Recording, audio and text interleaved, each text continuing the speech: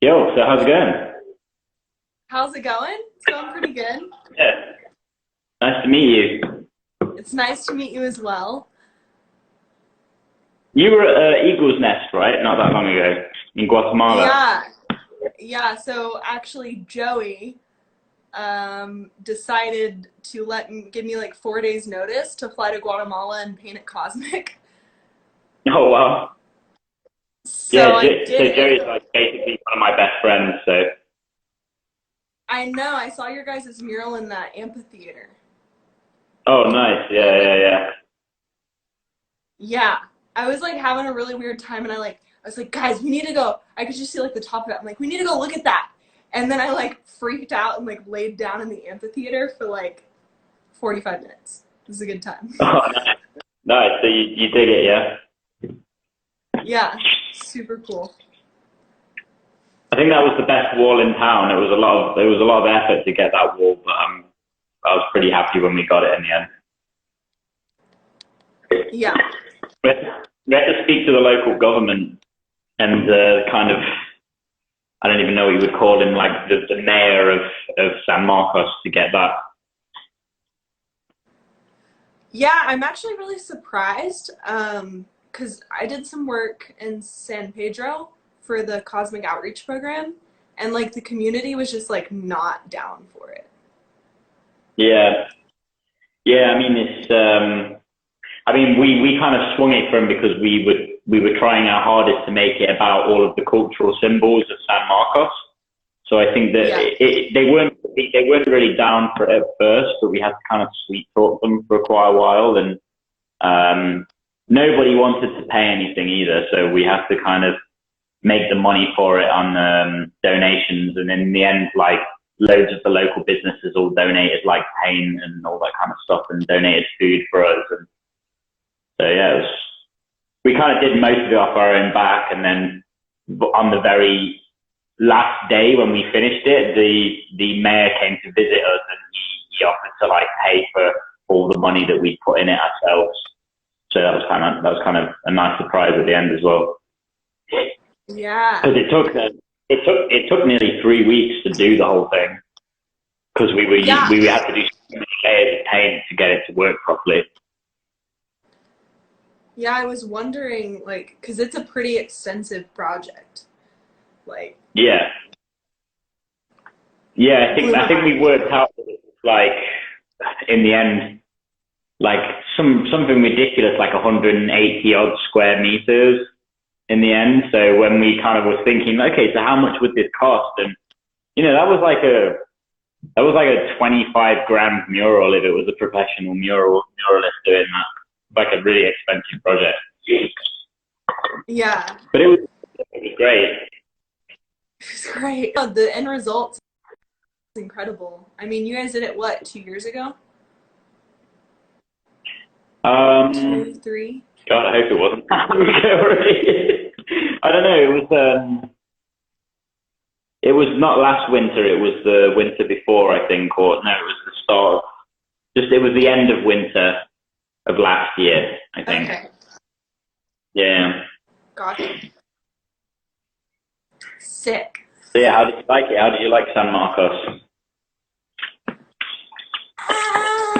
Um, it's like a little Weird, bit right? too hippie vortex for me. Yeah. Cause like You didn't to everyone, you didn't get your chakras aligned every day.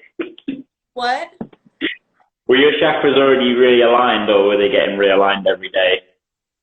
I don't even fucking know, man. It was just like it's like I like yoga, but like I don't need to do six different kinds of yoga every hour of every day. And like you Hmm. can only do so many ecstatic dances until you're just like healed. There's gotta be a point in which you know you're looking for healing so much that you've got to ask yourself, why do I feel like I'm never like myself? Why do I feel like I need to be healed all the time? But it's I have hung around a lot of these different communities, and a lot of it is kind of like a little bit holier than thou, and that's why I don't really That's why I can't really tolerate it for too long, because I don't know, like if I want to talk about something that's like a bit weird or something, and people are like, oh, I think that guy might be like dangerous or something. I don't know. So like people don't trust you if you have show any sign of distaste towards anything. Then people think there's something wrong with you. I don't know. Everything should just be full of bliss and perfect and amazing all the time, but that's not life, you know? Yeah, I think part of the problem with San Marcos is like it's too love and light without the acknowledgement of like the other shit in the world that's going on. Yeah, that's totally the vibe that I got there as well. Yeah, and it's just like you can only fit so many like rich Californians in a room and it actually not feel new age hippie. Yeah. Like, I don't mean to be talking shit, but like Yeah, but it's like, you know, there is a truth to it. You know, we have to acknowledge the other side of everything, and not everything is all just bliss and love and ecstasy and orgasm. That's not life, you know. yeah. I mean, there's only ever been 2 places that I've been invited to like a tantra play party, and I try to stay away from those places, and that's San Marcos and Ubud, Bali. Like, Oh, I've been to both of those places, so I know what you're talking about. Yeah, sorry, yeah. my cat's just trying to get my attention right now, so he does this. Please bring your cat on live stream. Yeah. Give you a definition.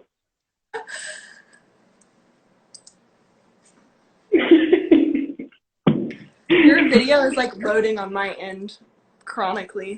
I don't know if that's happening really? for everyone or just me. Can somebody who's watching this right now let us know if this is loading properly? So where are you right now? The wireless. Where am I? Yeah. I am in Kansas. Okay.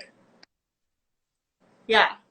It's right next to Colorado, right? Yeah, we're like the not as cool, like inbred conservative cousin. I was gonna say, even though when I drove through Kansas, everything was farmland. I see more green plant life in your bedroom than I did for the like 7-hour drive through Kansas.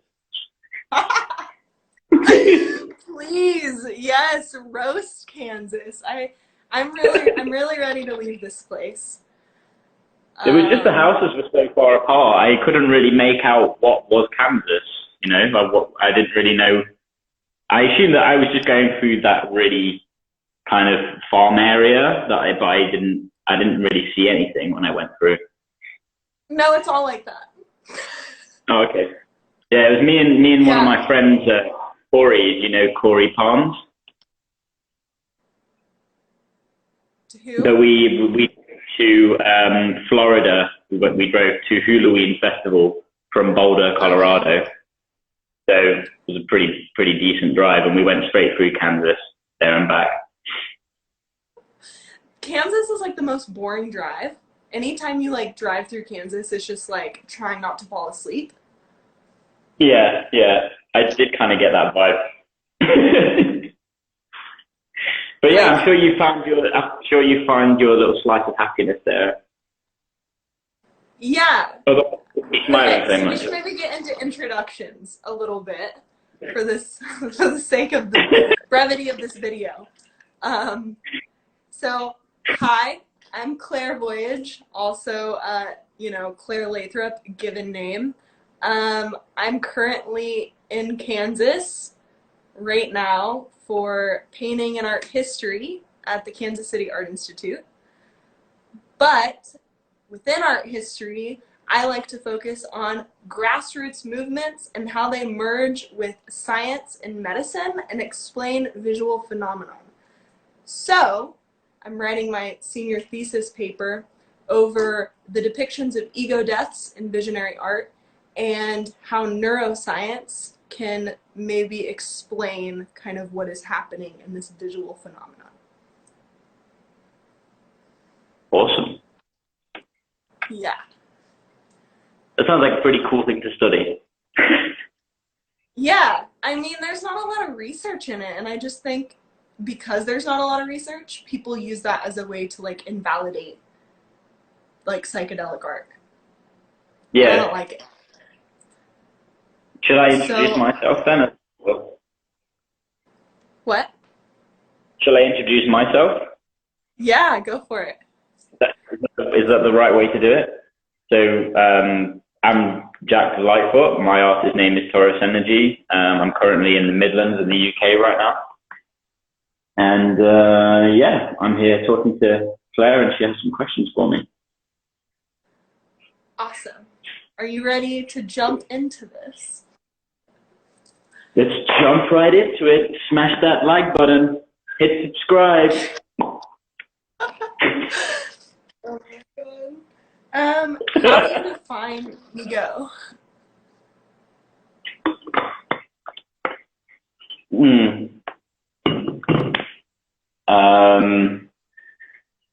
Like the perceived self, I guess. Like if I have like any way that I would define myself in words, I would say that that definition would be my ego. How would you say that ego gets in the way of creation?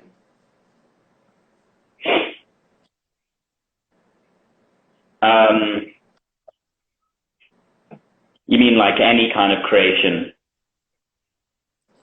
Yeah, this is talking more like generally, but you can like pull personal anecdotal experience.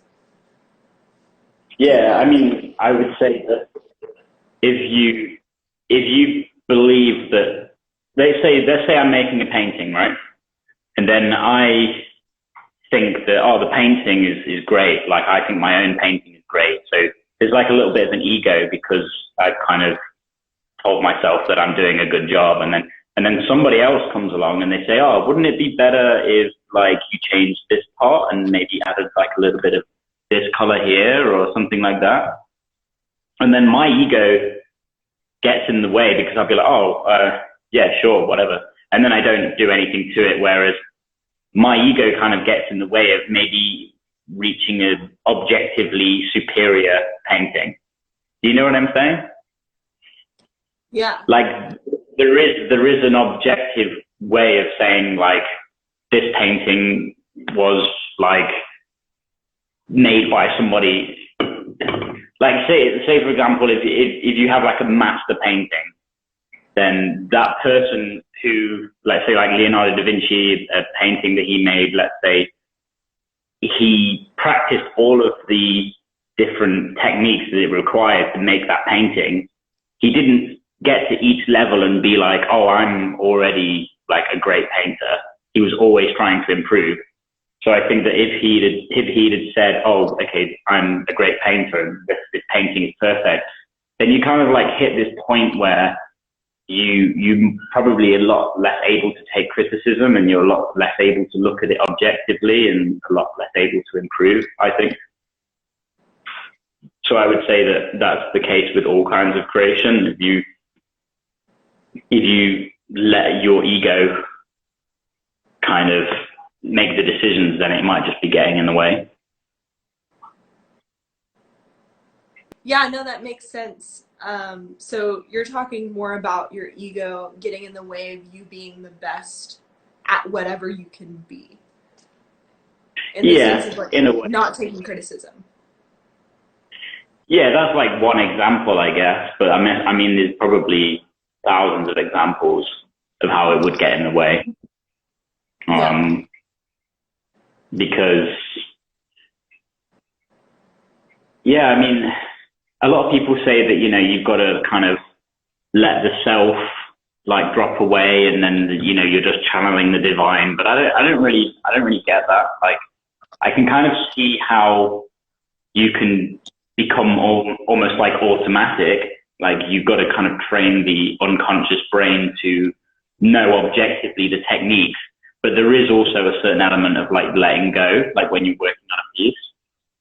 So, you know, you might call that like the flow state, or when you just get to a point where you're focusing exactly on what each market is that you're making, and then you suddenly forget that you're a person. Like that does happen. But I think to say that that is like channeling the divine, and some people can do it and some other people can't, like there's some kind of like chosen one system. Like I don't really get that. And it's kind of like, that's like old age thinking, you know? Yeah, so my paper People, specifically is about the death of the ego, like that switch and what it feels like and the visions that arise from that state. So mhm. I guess something like leading into that point would be like, so do you feel like you personally can reach that state of ego death through the act of creation itself? Yeah, definitely. Yeah. Yeah. But I Right. guess, you know, like, What, I could be wrong, because then to some people that might be channeling the divine. You see, so, but to me, it's like, I don't feel like something else is controlling my hand. Like I know that it's me, but I'm not like, it's not me thinking about every single little thing. It's like me feeding into intuition and being completely present. yeah. Does that make better sense? Yeah. So would you say that like that is an ego death, like in and of itself? Um, I guess it's kind of like a ego suspension. Ego ascension. Because it's not like the point in like, I think that I've died, you know, which I have had that experience before a few times. But then Okay, it's not can you like, talk about that? but I don't think I was painting at the time. Did any visions come from that state though? Like what does it feel like? How many times have you experienced it? Like talk about it a little bit. Um, I would say somewhere within the region of like 5 to 10 times, I would say, of like completely like not feeling my body anymore and thinking, oh, okay, I think I'm probably dead. But then being also completely okay with it and just like, yeah, I'm dead. You know, just like drifting away as some kind of light body or something. But then I don't know if that's a state that I've achieved through painting, like in sobriety. Like I said, I could say that I'm not thinking about myself, so I'm having some kind of like ego suspension, but I'm not having like a complete ego death. I would say that ego death is more of like key points of my life where I could say that there was like a lot of inspiration coming through. So from doing that, maybe I got like a really great idea for a painting or something, because you have like this mental like camera that kind of snapshots certain patterns and certain elements and certain compositions and flows and stuff. But there's obviously so much information going on that it's hard to say whether this is a dream, whether it's real, whether it's all in your head, or, you know, it's kind of hard to make sense of. Yeah. It's like if you've ever had a dream, for example, then you have some dreams where you're like a physical person and you know that you're yourself, but then you have other dreams where you're just kind of like almost like a fly on the wall, like watching something else happen with different people and you're not there. Have you ever had that experience? Yeah, quite often. Where you're more like a consciousness that's like an invisible observer in the room and you're seeing like a scenario play out. Yeah, I always describe it as like instead of like being the driver, being like in the back seat, like looking out the back window and like watching Yeah. things pass, but not having a premonition of where you're going or who's controlling. Yeah. Yeah, that's like a great had that. So you would say that having ego death is almost like letting go of the steering wheel and something else having the steering wheel. I would say for like me personally, I can like count on like probably one hand like the times that I've had ego deaths, albeit through like tattooing or meditation or psychedelics, where a flip switched and suddenly it's like I don't exist. I don't have a body. I don't have pain. I don't have a past. I don't have a history. Like I don't have a future because there is no me. Those borders dissipate. Like where between like you and I exist, there is no difference. Yeah. So I'm wondering if you've had a kind of similar experience like that, maybe on psychedelics, and if you've had visions come in that state. Yeah, definitely. Yeah, I would say, so I don't have any tattoos right now, but I'm like kind of planning all of my tattoos. I was supposed to have had a tattoo, by this point by like a really, really great friend of mine. But obviously there's the lockdown and everything stopped, so everything got cancelled. So I'm kind of looking forward to that. If you say that you can have an ego death experience through receiving a tattoo, then that's kind of interesting. Yeah, I mean, I would say that there was one experience where I was with a few really close friends of mine, and we were in a very obscure location in Portugal on the west coast, and we were well equipped, and we were basically camping out on this beach, and we were probably about 2 or 3 miles from the closest area of civilization where there were people. So we were really like out in the middle of nowhere. And yeah, on something called 25C N-Bone, if you've ever heard of that before. Yeah. Yeah, so we had some of this and quite a supply of Changa as well, and some other things. And yeah, I can remember taking one drop in the morning, and then my friends were like, okay, we're going to go and get some water. So I was like, okay, I'm going to stay here with camp. And there was 3 of us at this point. So we would kind of just mosey around in the day and just kind of like play around and just like mess around on the beach. And then in the evening, we would all cook a meal together. So they left at like 9 o'clock in the morning. And yeah, by the time it got to about, I don't know, I would say like 1 o'clock, I was like, oh, you know what, I'm gonna do another drop of this, because like I'm feeling like this is mild. But you know, obviously, I don't know if you've ever taken this before. You take like one drop if it's like not diluted, and you're like, but we built up a little bit of a tolerance at this point. So I thought, okay, you know, I'll go for the second drop and it'll be fine. So I did the drop on my hand, and accidentally like 2 spilled out. And it was kind of like one of them was like really big as well. And I was just looking at it and I was like, oh, well, I know I'm not going to die. And like, I don't want to waste that. Like, I can't fucking get that back in the bottle. So I just like, last moment, I just licked it and I thought, oh, this will be fine. You know, I've dealt with all kinds of weird shit before. This is not going to be a big deal.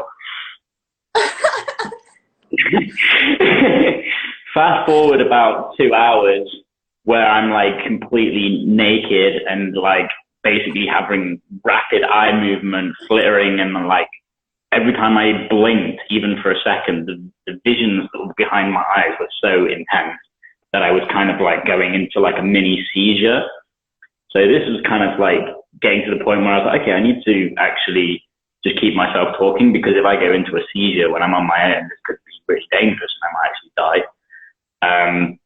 So yeah, I ended up trying to focus myself and just be really like, you know, kind of like bring myself down. But I was just kind of talking to myself, okay, you're not going crazy. You just need to talk to yourself. You need to keep yourself occupied. Eventually, I kind of like decided that I was going to sit down and try and meditate and kind of like really just focus my brain on staying conscious and being like there and present. And I just felt like I basically got struck by a bolt of lightning. And I was kind of sat on this, you know, those things that they have that they wrap rope around. It's like a really big spool, like a cotton spool, but it's like the end of it. So we managed to find one of those and bring those out of the sea. So I'm sat there with all of these sticks put in the ground around me, and I'm like there meditating on this freaking wooden spool. And I just felt like somebody plugged like an electricity cable into the roof of my head, and I was just like, basically my whole body felt like it was being electrocuted. And I just felt like my kind of this, like almost like my spirit was kind of pulled out of my body and just kind of like rocketed into fucking space. Just felt myself like breaking through the atmosphere. And I just kind of like keep spinning and spinning and spinning until I'm kind of like this electric skeleton. And then I just turn into a ball of light and just kind of go supersonic. And then the next thing you know, I'm just kind of like in this huge void where there's like a rotating kind of torus. And I'm like in the center, and there's like all of these faces and beings around me who are like watching me as this ball of light that's kind of like tumbling back into a human form and then tumbling back into a ball of light. And it's almost like you're being shown something in a movie or in like a documentary, like they're trying to explain an idea to you or a concept, but the concept is like so difficult to describe, but it's just being shown to you in a sense of imagery with some kind of like telepathic thought that you just completely understand what it is that they're trying to communicate to you. So essentially what I was being shown is that every human is like generating this electromagnetic field, and the kind of like the experiences that are going into your senses are almost like a voltage or some kind of energy source, and your body is almost like a cable of some kind. So you have like an input and an output, and when the energy goes into you, you have to have some way of like channeling that or turning that into something, or having some way of moving it through you or transferring it into another way. And when you increase that energy flow that goes through you and through your mind and through your consciousness, through your body, your electromagnetic field just gets larger. And the larger that your field is, the more energy you generate, and also the more able you are to influence others and generate energy for others. Does that make sense? Yeah, it makes total sense. So that was kind of like similar revelations. Yeah. So that was kind of what was being described to me, but just through like imagery, and there wasn't like a voice that was distinct, but it was like just it was being told to me, but I don't really know how it was being told to me. It wasn't like I was hearing a voice in my head, but something was being described to me through imagery and some other communication. But then, you know, like in these... I think I understand the sensation that you're getting at. And one way that I like to describe that feeling is the knowing. Rather than being told something, it's like something is revealed to you and you know that is the truth. Yeah. Like, without a doubt. Yeah. Yeah, you don't even have to kind of consider it. You just feel that it's like... I think it's something to do with, it's like a re-optimization of a way of looking at something. So it might not necessarily be like objectively or factually like verifiable in every single way. But if you choose to look at things in that perspective, then it has benefit for you and also all the people around you. So you just kind of like switch into that way of seeing the thing, the whatever it is, almost like immediately. You just like accept that that's the truth because you know that it's beneficial to believe in that. Does that make sense? Yeah. Yeah. I think that's really like eloquently stated in a way that's easily digestible. Yeah. I try to not use too like large words. I try not to use too many large words because it's like there's not really much point, you know. You can explain things in a really simple way. Yeah. How would you, so you would describe that as a particular ego death experience that you've had, correct? Yeah, yeah. I thought I'd actually died.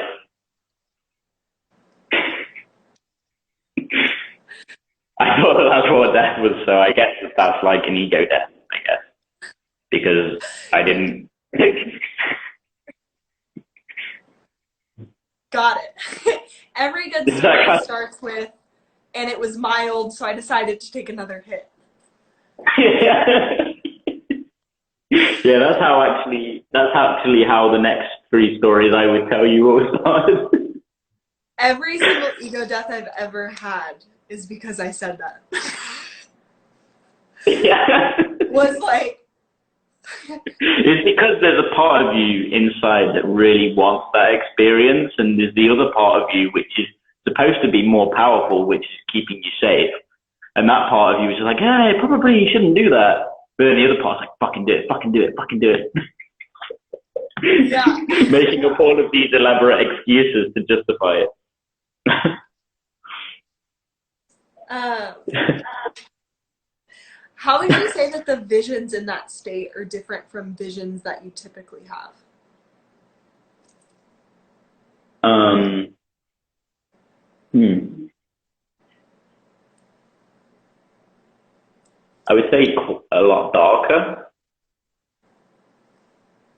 Like, I don't know if you've ever like smoked Chango or anything like that. Where it's kind of just like reality is changing. Like things are. It's such a hard thing to describe as well. But I would say that in that state where you kind of feel like you've passed over, there's always a point in which everything goes black. And then it's beyond that blackness that something else is there. And it's kind of at the point within the blackness where you think that you've died. Like where you just don't feel your fingers anymore and you don't feel your toes and you can't blink anymore. And then you think, oh, well, am I dead? And then that's when something comes afterwards, I find. Whereas like there isn't, even with DMT, like there wasn't really a point in which I was dead, but I would say that DMT is different. DMT is kind of in its own realm because to me, that's more of like you kind of know that you can't die. You know what I mean? Or at least you think that you can't die on DMT. But it's like you more of like know that you're going to go into kind of a comatic state and you're going to be passed out. So you don't think that you're dead. But then you lose sense of the physical body and you are like somewhere else completely. And that's a lot more bright and vivid and colored. So I don't know. It's like I said, it's a hard thing to talk about as well, right? Because it's such a ineffable landscape, I guess. Yeah. Well, I think visionary art in general, that's why a lot of the reason why people have a really hard time talking about it is because it tries to make these intangible things and feelings and experiences something tangible as like a vehicle for people to access it. Yeah. So yeah, it's very daunting to talk about. There's a quote from Terence McKenna where he says something along the lines of there's an ineffable world beyond language. It's just hard as hell to talk about. That's why you can't really win anybody over to it. If you try and describe it to somebody who's, say, for example, never had a psychedelic experience, it's like you can't really say anything because if you do, you kind of give them this pre-interpretation or this pre-impression of what it's going to be like. But you know that in order for them to get the best out of it, they have to go into it with like no expectations and almost have their own experience that's completely unique to them. So it's a really, you couldn't really sell it to anybody very easily, Somebody has to kind of have that curiosity before to kind of dive into it for themselves. And it's not really something that you can convince somebody very easily that they should do it. I mean, you can, but it's really fucking hard. Most people are quite scared, I think, because they don't know what is going to happen.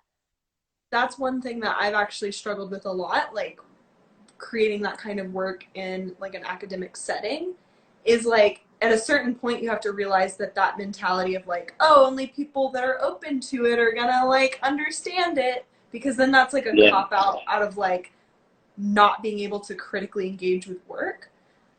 Yeah, yeah.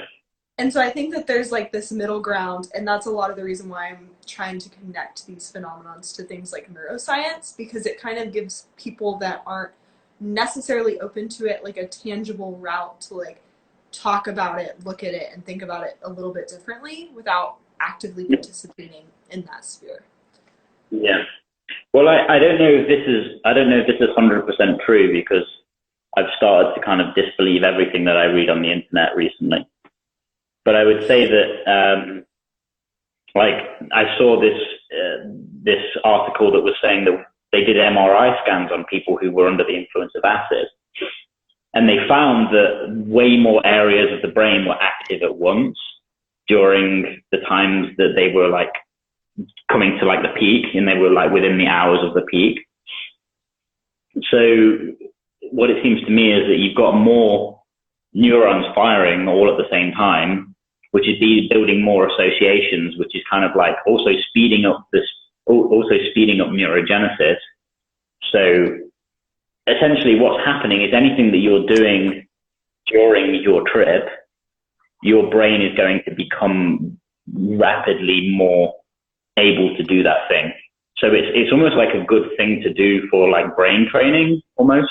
If you do like microdoses and stuff, let's say that you are able to make more neurons fire whilst you're under the influence, then it's a good time to do, things that you want to get better at in a way. Like I've been using microdosing to practice certain drawing techniques and to practice more expressive line work and stuff like that.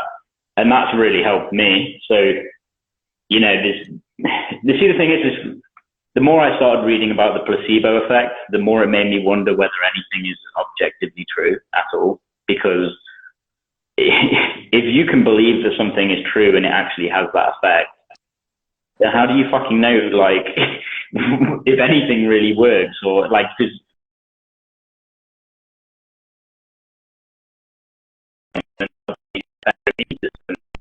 but that might also be just because I believe that it does. Whereas somebody else might disbelieve that it does and then still try it and it doesn't work as well for them and they don't notice it. But because they also have that pre-interpretation, they're kind of like, they're wanting to almost be led to disappointment because they thought objectively that it was true. So that it was false, that it worked. So they're kind of trying to validate their own ego. And it's fucking mindfuck, dude. What is true, really? I mean, that's why they do double-blind studies and they give people placebo and then actual. Like in terms of like substances and just like research studies. And where like placebo people truly believe that they were given the thing, there are measurable like positive effects typically, but it's never as good as the actual substance that is said to like work. But then again, that's in terms of like scientific observation, which observation itself, like, do things act the same when observed as they do when they're not? Because I would argue no. I mean, that's a whole nother element of this whole thing as well. It's like it just completely fucks with everything. It's like, well, now I don't know what to believe anymore.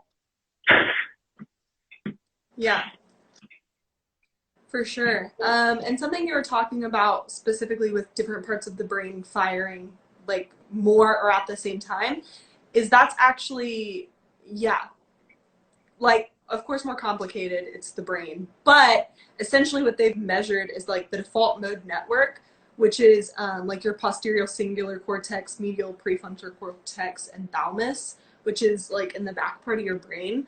It's actually responsible for your introspective self, right? Where things like your hippocampus are responsible for your like external self and how you like your internal is like how you relate to the world, and the front parts of your brain are like how you're externally relating to the world. Well, what happens is that typically these parts fire kind of as a competitor, so you can only do one or the other.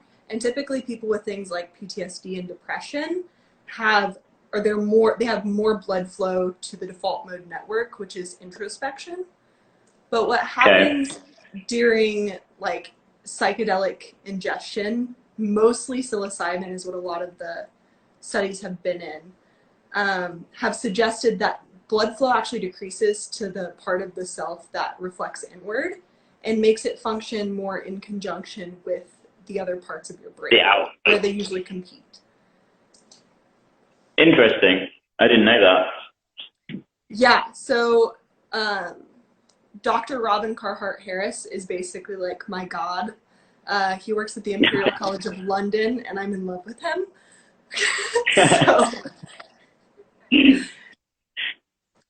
So is this what this is his study then, basically, that this is his study that you're referring to now? Yes, so he has been doing a lot of work with like psilocybin and how that's functioning with like high doses of psilocybin. So a lot of the studies that we've seen have been like microdosing, like in really selective studies, but he's actually giving it across the board to people with no pre-existing conditions.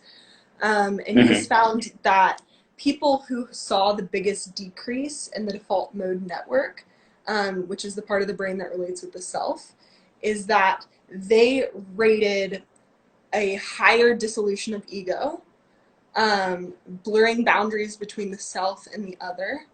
And people with the most decreased blood flow actually rated it higher, comparable with things like as moving as like childbirth or the death of a family member to their life, like the experience itself. Wow. So they're they're trying to measure like the correlation of blood flow to this area to things like an ego death, for instance. Yeah.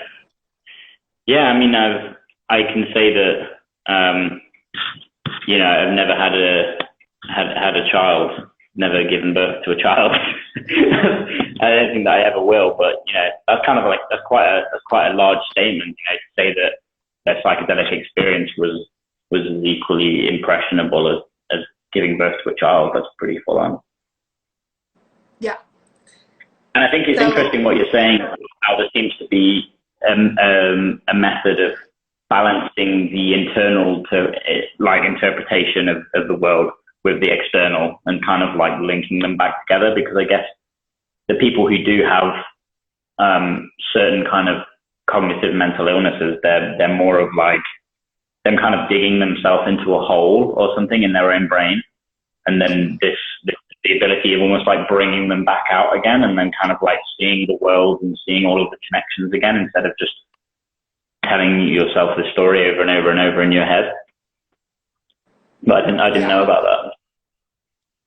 Yeah, it actually they find it interesting because it does revert the symptoms of depression and like the normal functioning of a brain that's afflicted with things like depression, but it actually closely mirrors things like early onset psychosis. Yeah. So that's why they suggest people with predisposed mental illnesses like psychosis to not indulge. Yeah. Because it can actually kickstart that process. Yeah, I've seen that happen to somebody as well. So yeah, I can vouch for that. Yeah. Yeah. So that's a little bit on the brain and ego. Let me get back to my questions.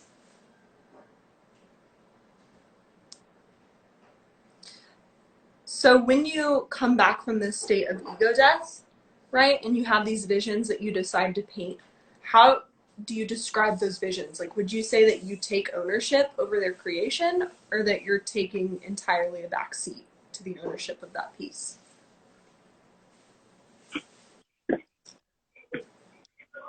That's a good question. I guess I never really thought about it in too much depth. I guess a lot of the paintings that I've made, I wouldn't say that they are really personal to me. yeah, it's like I'm trying to think through many of my paintings, and some of them might be a way of showing the concepts which I've felt or experienced or seen, and then trying to turn that into an image which conveys the same concept. So if I say, for example, if I have a vision that shows me one thing, I'm not really making it to kind of show anything about me. It's not really about me, because there's more of these similarities between each individual's experiences that can match up through this image, as opposed to them seeing into my soul or anything like that. You get what I mean? Yeah. Like, say, for example, I have a painting that's inspired by The Grudge by Tool, and the painting is about obviously letting go of like a grudge and letting go of that kind of like anger and that kind of like need to want to be right. And I think that many people have dealt with that feeling and experienced that feeling, and if they tap into that part of themselves and they see that painting, they might also get the same impression, especially if they know what song it's inspired by. They get this like double layer of like the effect that it can have, because now there's an image that can also work with that song. But in that painting, it's not anything about me. I mean, I can relate to that imagery, and I've been through that experience and I know how that feels, but I'm not trying to tell anybody anything about me. And that was kind of why I started the Taurus Energy artwork in the beginning, because up until 3 years ago, Taurus Energy had never had my face to it. Like, it was always like me trying to kind of like cover it up and make it about somebody else. And many people thought that it was many different artists. And it was only when somebody convinced me that, you know, people can only be so invested in you up to a certain point if they don't have any way of relating to you as a person. So eventually I changed it, but it was always me trying to be separate from the work and me trying to convey some kind of like, not like an eternal truth or anything, but some kind of like objective truth that can work for many people, as opposed to something that was about me and as a person. Yeah. So I guess in some ways, the Taurus Energy was started through an ego death experience, and was me using an alias to try and alleviate my ego from the process in a way. Because I also have seen other people kind of get too involved in the ego side of it and kind of like cap out at a certain point because they feel like they've made it. And I think that that was also another thing that I was trying to avoid, because I was just trying to improve all the time. And to me, improving was just trying to convey a stronger, more relatable and more like punchy message each time, try and make it like more powerful. Yeah. As opposed to it being about me as a person. Just trying to get out of the way, I guess.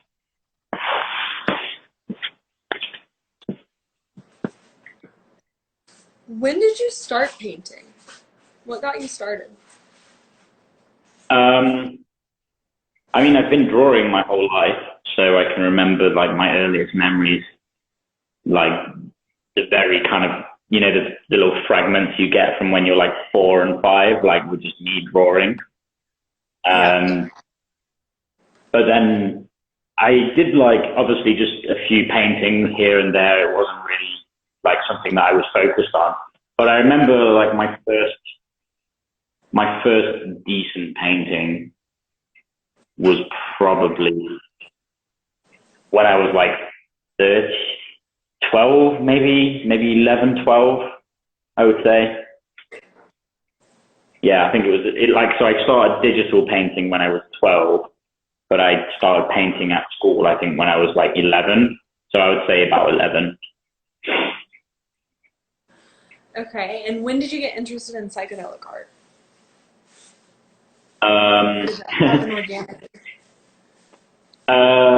It was probably quite quickly after I first had my first psychedelic experience. Mm-hmm. So, and it was actually Luke Brown, who was the first psychedelic artist that I ever saw.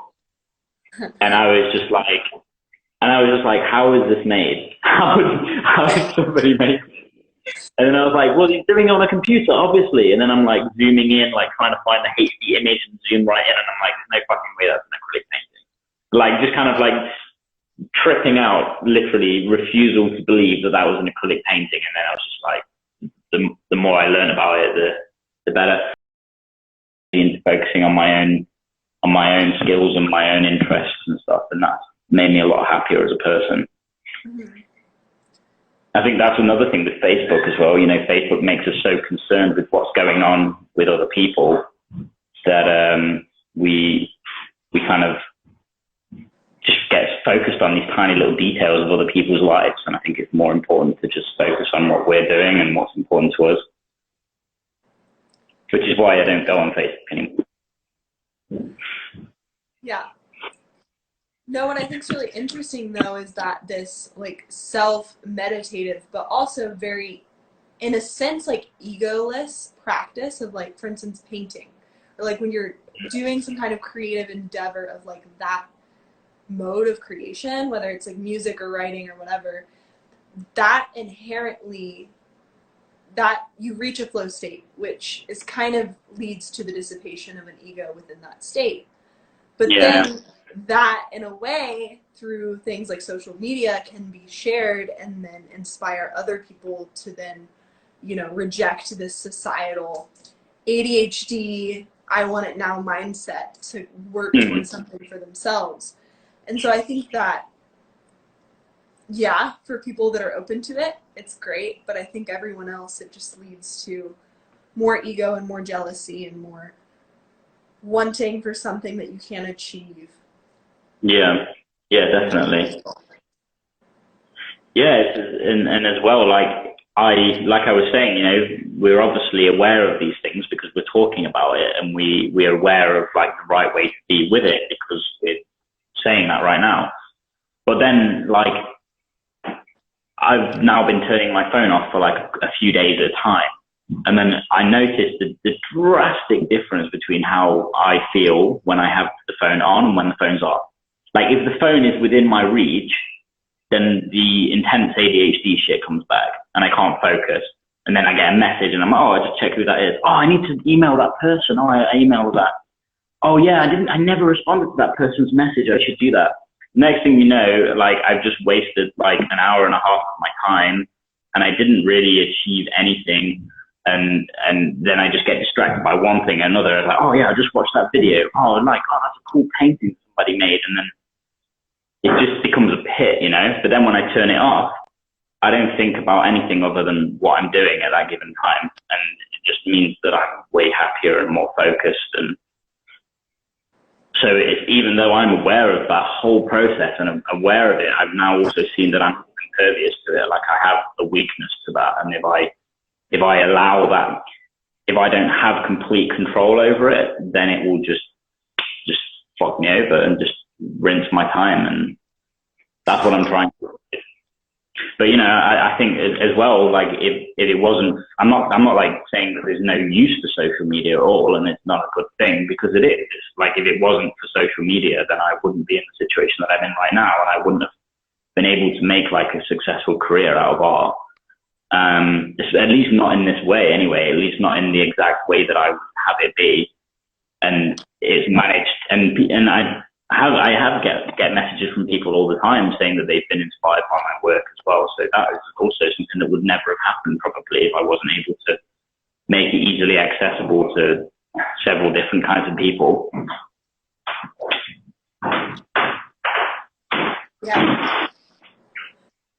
So yeah, it has its advantages, sure.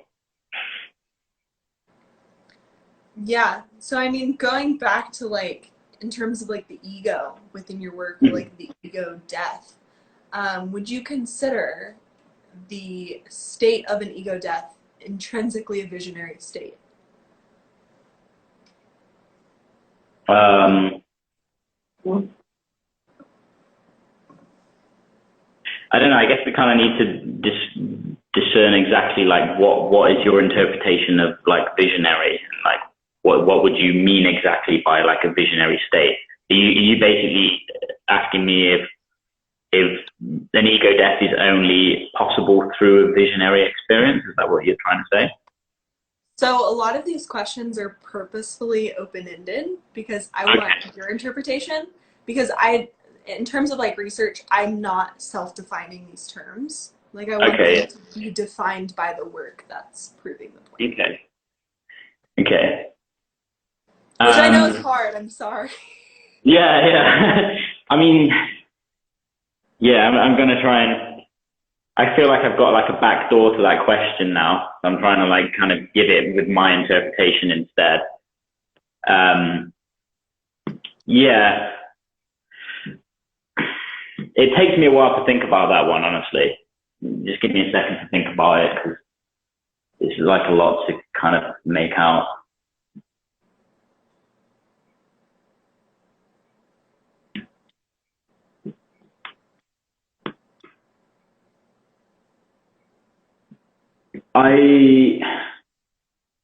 I would say no. Okay. Yeah, because like I think that there's certain experiences that somebody can go through in life that maybe wouldn't give them some kind of like vision that would be considered like an ego death. Like say, for example, somebody could go through a near-death experience or have like a really dangerous accident, and they will come out of it maybe like appreciating life more. They will like be more loving towards their family. They might, it could benefit them in loads of ways. But then I couldn't say that like that is a visionary experience. It might have been like an inspiring experience, inspiring them a different way to be, but I wouldn't say that it was like the ego death was like an exclusive thing to having like a visionary or psychedelic experience. Because to me, when you say visionary experience, it's like that could be not just a psychedelic experience, that could be like a dream, you know, you could be having a dream or a meditative experience. But I think that there's other ways of having that feeling and going through that, just other than dreams or psychedelics. Mm-hmm. How would you say that like the state of ego death is related to actual death? Or like, do you think that being on the side of the living that you can even talk about how they may be related at all? When I was 20, I went to stay in Cambodia, and I became like a practicing Buddhist monk, and I was like teaching English to like a whole pagoda of monks. And during that time was like where I probably did the most intensive parts of meditation of my whole life. And the way that it was described was kind of like the little death. And I think that from what I got from speaking to people through that is that kind of like meditation is like a kind of like a practice for death. Kind of like what is there like in the kind of state when you go, you know, if you've meditated beyond like 25 or 20, 30 minutes or something, and then you kind of go beyond the point where, okay, the thoughts aren't coming anymore. You've kind of overcome the thoughts, and then you've just kind of focused on your breathing. And then in that, there's like something else, and this kind of like emptiness comes first. And then after that is like, I don't really know, some kind of like clarity or like purity and if you can achieve that state in a meditation, it kind of sets you up for the whole day. But then also, you know, if you have like a dream, and sometimes parts of the dream can just be kind of like fading off into like a nothing, or it has like there's no like people, and it can just be like colors and nothingness, or there's parts of the dream that you can't remember. So I feel like in those two things, there must be some similarity with death. And I know obviously the earliest memories that most people have are about like ages 3 or 4 or something like that, but it's not like you can remember what happened before you were born either. So So I don't know. What is there? What is life? Did you come from another body? Did you have another experience and then you died and then you were reborn, or are you kind of like every person has a blank slate and they're like going to another place afterwards? There's so many questions there. It's like it's hard for me to give like a solid answer, but I would say that ego death, in similarity to death, it's almost like a reintegration with everything else that's there. I think that there's probably a lot of similarities between the two, honestly. Yeah. So I'm wondering if you can talk a little bit more about how these ego death experiences specifically shape your work, in terms of like depiction, form. You can talk about formal or conceptual elements, like whatever comes to mind in terms of like when you're talking about your work with like the concept of ego death.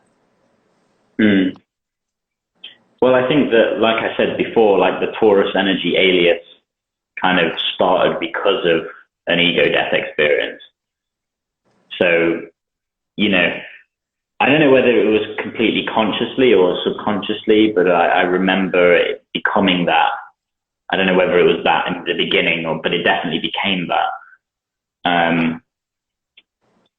And I would say that, yeah, like say, for example, the experience that I told you about the first time, like my first, well, it wasn't my first, but like that ego death experience that I did tell you about in the last call that we did. That kind of set me up for, I don't know, like an impression was kind of like put into me. It was like a seed was planted in me with that experience. But that was just kind of like a realization. It wasn't, I was changed forever and now I knew I was, I'm just upgraded now because I've had that experience. That was kind of just the 10% was making the realization of something that I could integrate.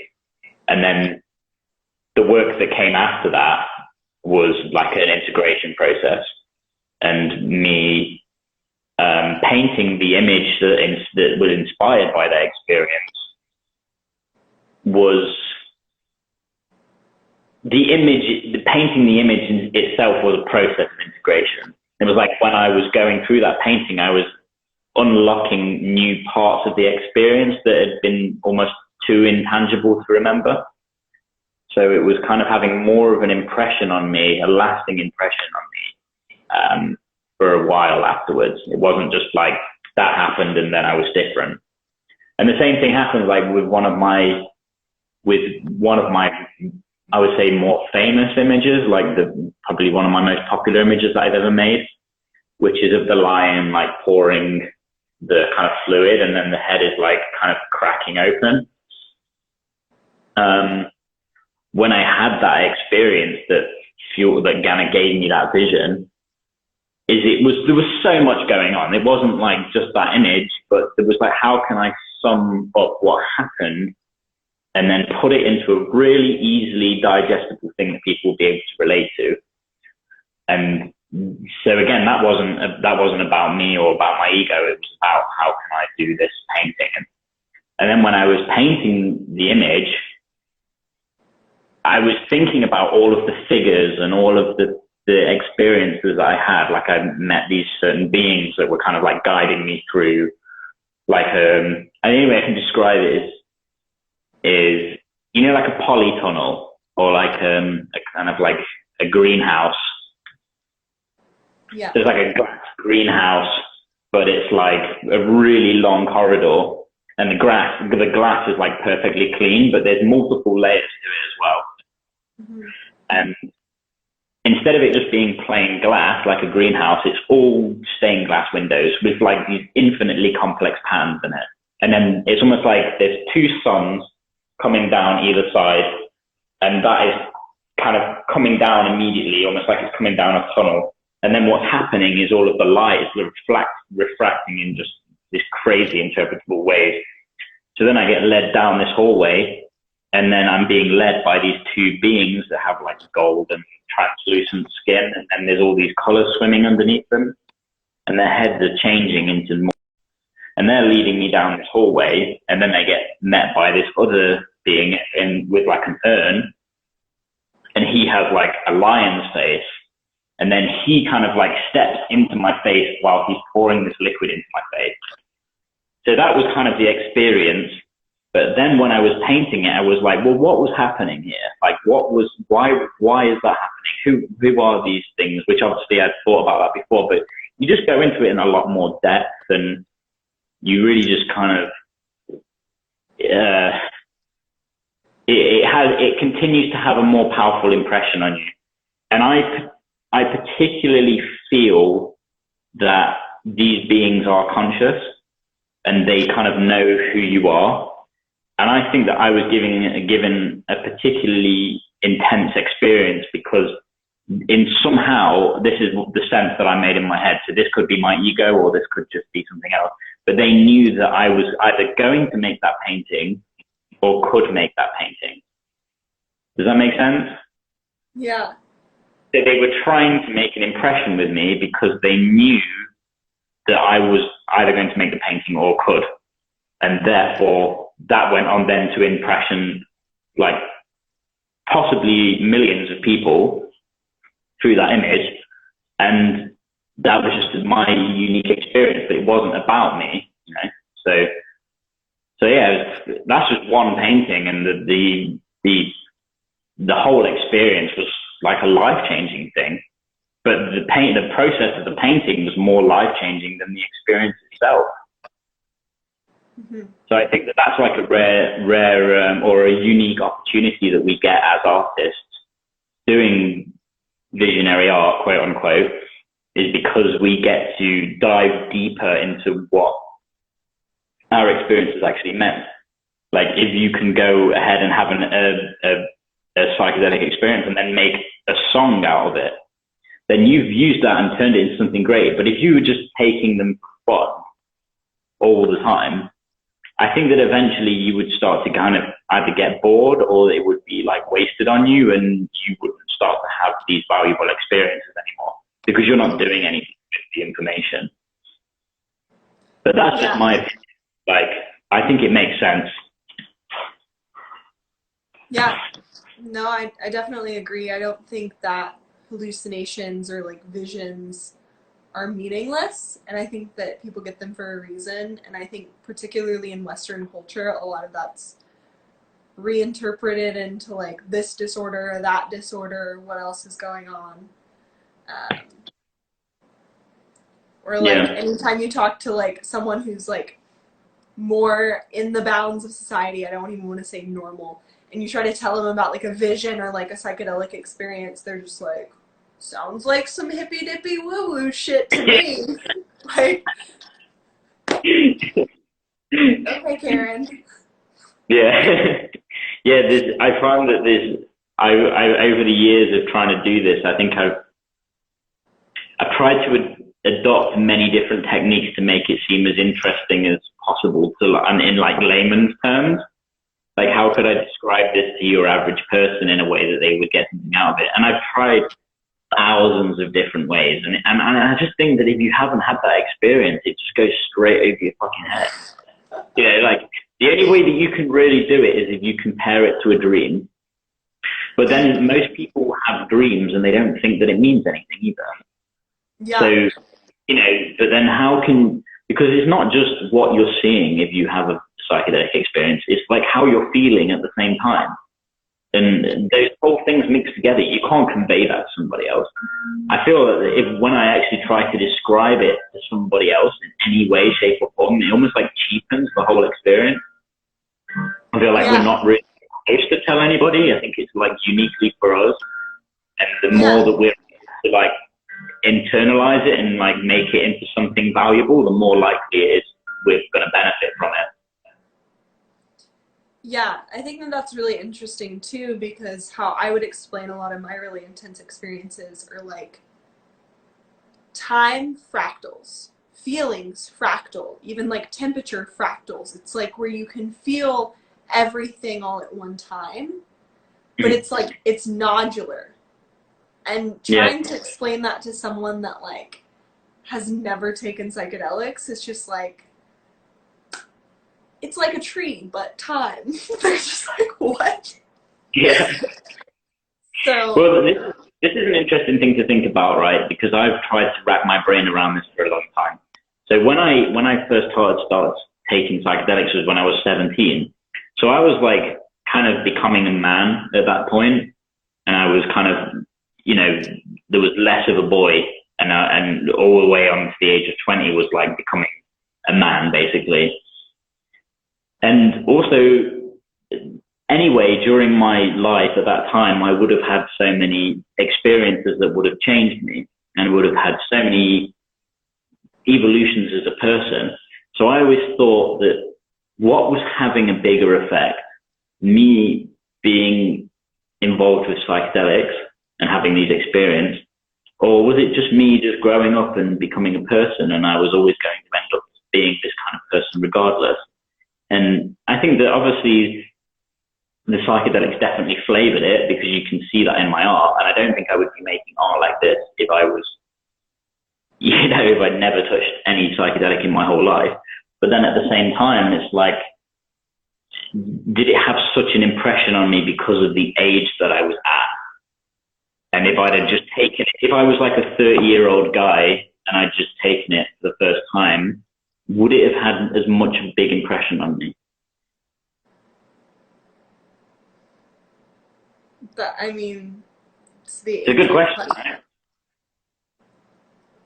But I would argue yes. You think so, yeah?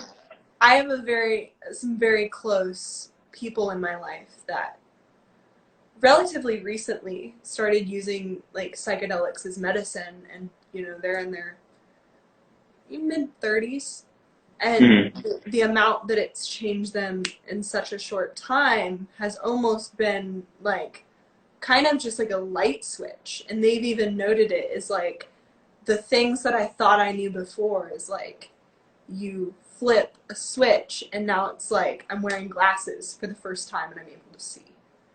Yeah. So I think it depends on where you are in your development and just how receptive you are to the messages you can receive. Yeah. Because I would say, like, even my own personal journey, that it wasn't psychedelics that turned me on to visionary art. Like, although I'd taken psychedelics, I like actually developed like I have a neurological sleep disorder, and I hallucinate in a state called hypnagogia, which is between wakefulness and sleep. It's like one of the major symptoms of like narcolepsy. And so it's like sleep paralysis or something. Yeah. So I experience that really frequently, like quite a bit actually. And when I saw, because I had taken psychedelics, right? But I hallucinate in that state. And then when I saw visionary art, I'm like, oh, like I can like show other people like this state of like between state. Interesting. And that's kind of what visionary art is really, isn't it, as well? It's kind of like the final frontier, because now that we have the camera, it's almost like people aren't as focused or aren't as interested in people having paintings of something that already can be taken a photo of. So to paint something that is not only fantasy or imagination, but now it's kind of like bringing the fantasy into reality, or bringing, that's basically what visionary is, isn't it? Yeah. It's like depicting that in-between state. But the interesting thing to me between like all visionary art, or most of it, is that people that experience this state of psychedelia can relate to it because they've seen that thing. Yeah. Because of how it fractals. Yeah, I mean, nobody in my family has ever experimented with psychedelics. So I think I'm still kind of like the rainbow sheep in the family. But I'm trying to, I think that it's a hard thing to sell to people who, I'm not saying that you have to go through some kind of like crisis to consider it when you already have your life like in order. You know, when your life is like a certain way and you've kind of like, you may say, for example, you own a business and you've built a business and your business is going really well. And then you were like, well, why would I, you know, re-roll the dice, as it were? Why would I like cast doubt into these things which I believe are right and have served me and got me to this point? I think it's the older that you get, I think maybe the harder it is to consider it.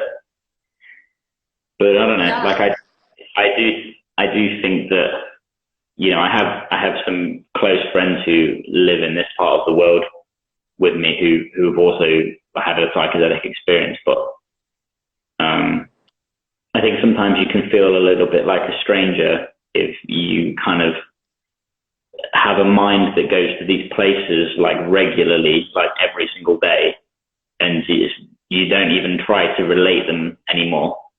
And it kind of gets to the point where you start to think that all other people also don't understand you. Does that make sense? Because you get so used to like not trying to relate them to other people because you know that they won't get it, that you just stop relating it at all or relaying it at all. Yeah.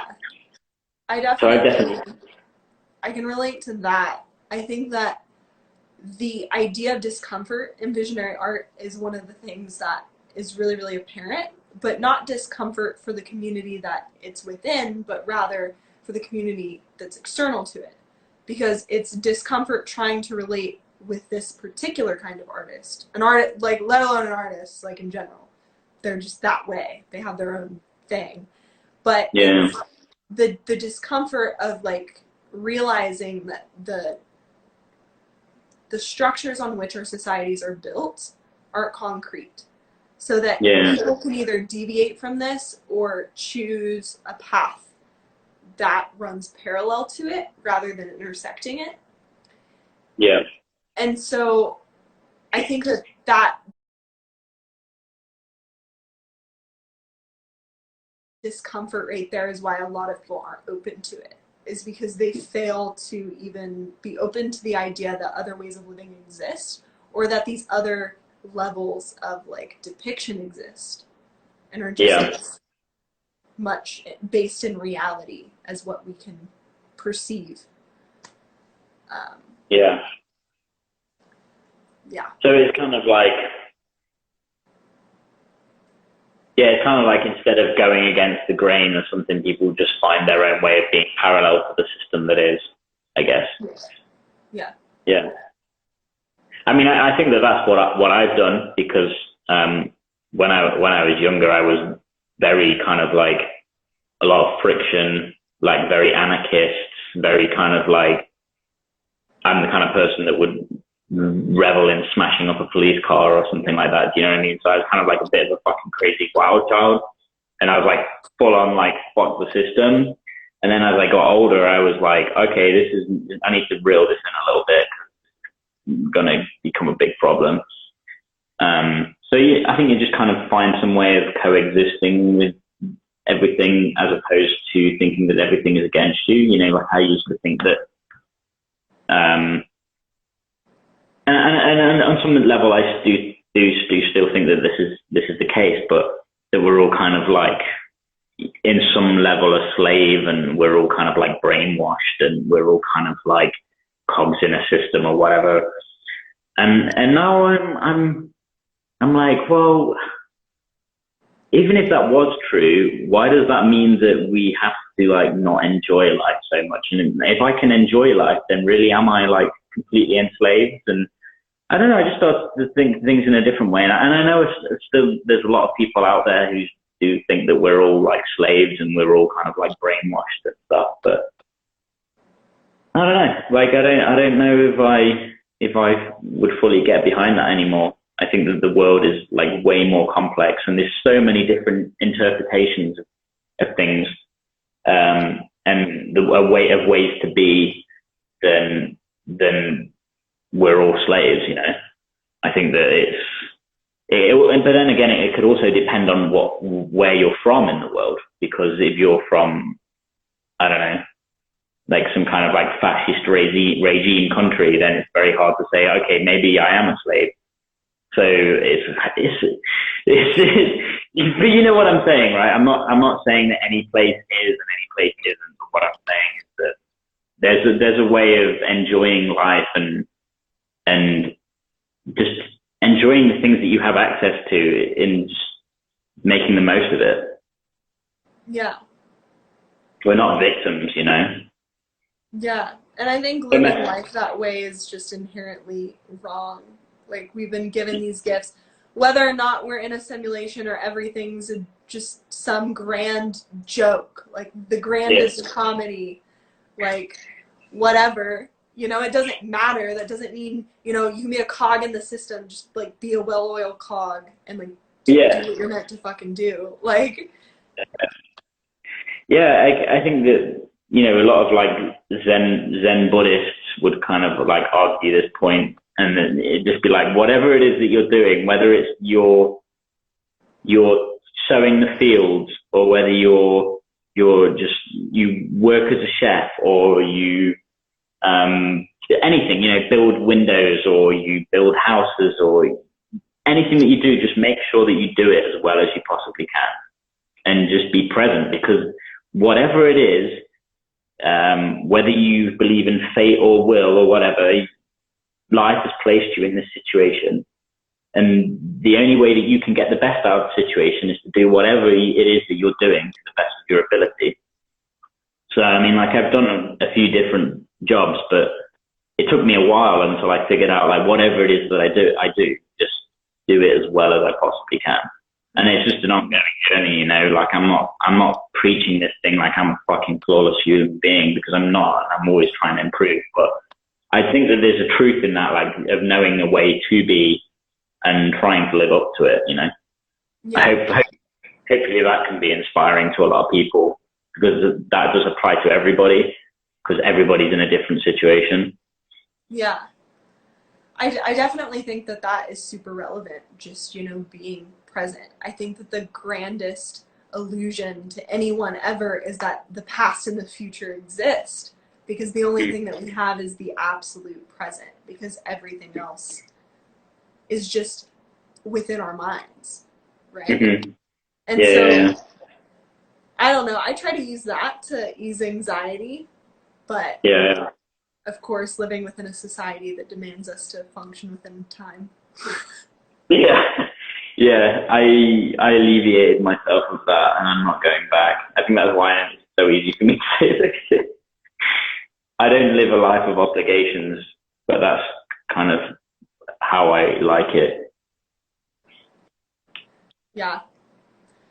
But is it Be Here Now by Ram Dass, where it's like one part where he's saying, like, if you're slicing vegetables, just make sure that you're slicing it, like, and you're doing it as well as you possibly can. And now it's really weird. I just love chopping vegetables when I'm making food.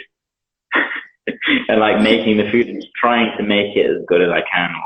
But chopping vegetables, like, oh, okay, can I cut it as evenly as possible? Make it like really consistent, like all the way along. And that's like a simple exercise which has a lasting effect. It doesn't just last upon the time when I'm chopping the vegetables. It can last for like up to like half an hour afterwards, just that focusing on exactly what I'm doing and trying to do it as well as I can. Like little things like that, you know, it's great. Like discipline and kind of principle in a sense. Hey, and Nathan, I try my best at everything. I try. I try. I remember, like, my parents always were like, it's okay if you get, like, B's, because I was always so hard on myself in school. As long as you're trying your best. And I'm like, but I know my best is an A.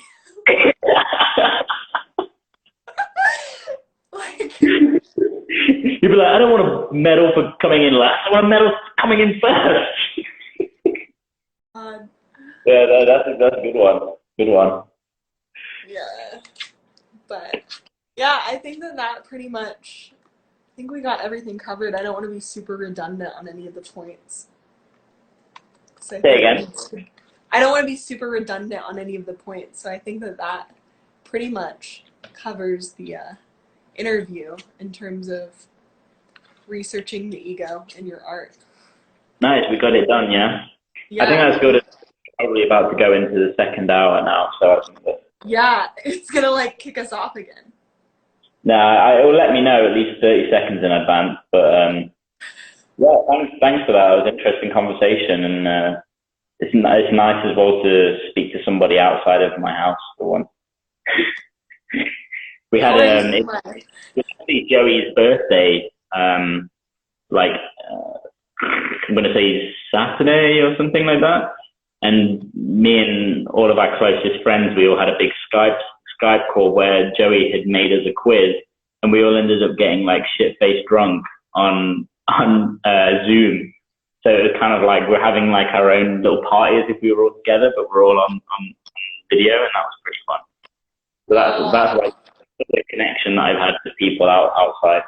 So yeah, and good questions as well. Thanks for the lessons that you taught me.